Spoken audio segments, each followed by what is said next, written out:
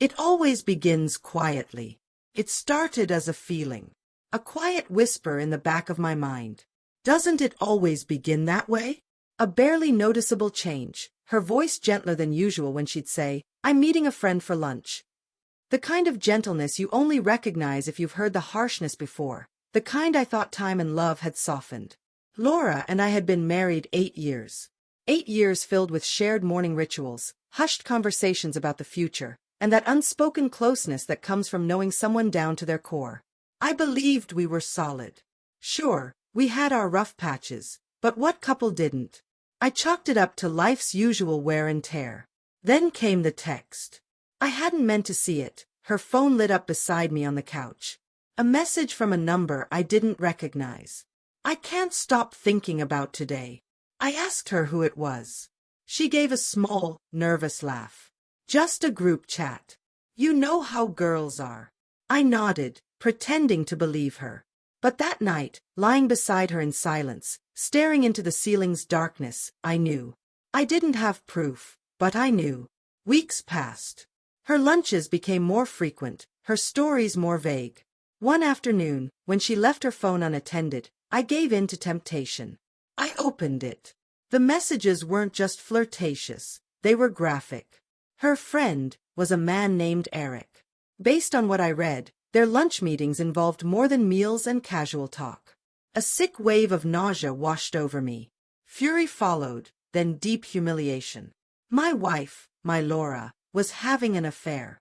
And this wasn't just lust. Their messages were emotionally charged, intimate, full of the tenderness that once belonged to us. I carried the truth for a week, in silence, unsure of my next move. Confront her. Walk away. Plead for an explanation? I chose none of those. Instead, I did something entirely out of character. I planned. It began with online digging. After a few hours down the social media rabbit hole, I found out Eric worked with Laura. He was a sales rep, part of a team she'd collaborated with on a campaign. He was also married. His wife, Christine, had a sweet face, kind eyes, and 2 toddlers. My heart ached for her, but not enough to stop what I was about to do. I hired a private investigator. Frank was ex-cop rough, bulldog face, blunt personality. He didn't waste time. In a matter of days, I had everything. Photos of Laura and Eric leaving a hotel together. One of them kissing in her car. Laughter lighting up their faces. It was undeniable. With the evidence in hand, I contacted Christine. My message was short.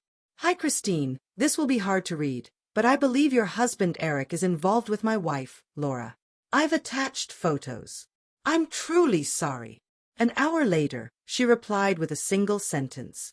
"Thank you for telling me." From that moment on, the train had left the station. I wasn't sure where it would stop, but I had one last move to make. I wanted Laura to see what she'd done, to feel it. So I invited her to lunch. "Just the 2 of us," I said, forcing a smile. "It's been a while." She looked relieved, almost excited. Maybe she thought I was trying to rekindle things. She had no idea this was the eye of the storm. I set the table carefully. White tablecloth. Our best cutlery. 2 glasses of red wine. On the outside, it looked like romance. But at the center of the table sat a sealed manila envelope, everything Frank had uncovered. She walked in, cheeks flushed from her supposed outing. She stopped cold when she saw the setup. Her eyes flicked to the envelope. "What's all this?" she asked, voice unsteady. I didn't answer. I gestured to the chair. She sat, hesitation in her every movement. The smile faded. I pushed the envelope toward her. "Open it." Her fingers trembled as she pulled out the contents. Images. Screenshots. Transcripts. Proof. She flipped through them, her expression hardening. "I can explain," she whispered. I leaned back. Calm, cold. "Explain what? That you've been deceiving me for months?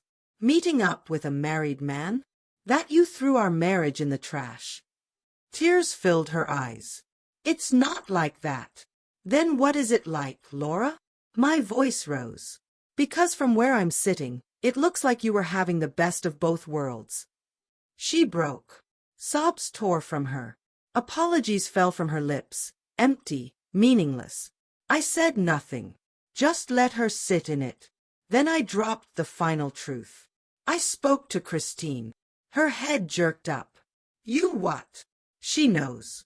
Everything. Just like I do. 2 families, Laura. You helped destroy 2 families." A knock echoed through the room. Laura flinched. I stood, opened the door. Christine stood there, her gaze fierce and unwavering. Behind her, Eric. Laura went pale. "What is this?" she whispered. "This," I said, "is closure." The confrontation was brutal. Christine unleashed a fury that had clearly been building for years. Eric stuttered, overwhelmed. Laura tried to step in, but Christine turned on her like fire. "Don't you dare try to explain this," she spat. "You're selfish, deceitful, pathetic." Eric tried to defend himself, saying he felt unseen at home. I laughed bitterly.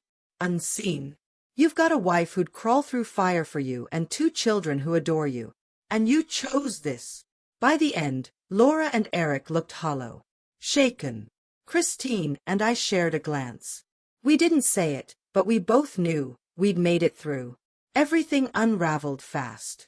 Laura moved out that night. I filed for divorce the next morning. Christine did the same. Eric lost his job after she sent the evidence to his employer. Laura's name. It was soon dragged through the mud by everyone who used to respect her. And me. It wasn't easy. I had nights where the pain swallowed me whole. Mornings where getting up felt impossible. But I kept going. I started therapy. I ran. I reconnected with old friends. Bit by bit, I rebuilt. A year later, I'm stronger than I ever imagined. I've learned to respect myself again, to demand the same from others. As for Laura and Eric, last I heard, they didn't make it. Guilt has a way of eating you alive. Revenge isn't always noble, but sometimes it's the match that lights your way back to power. And power, I took back.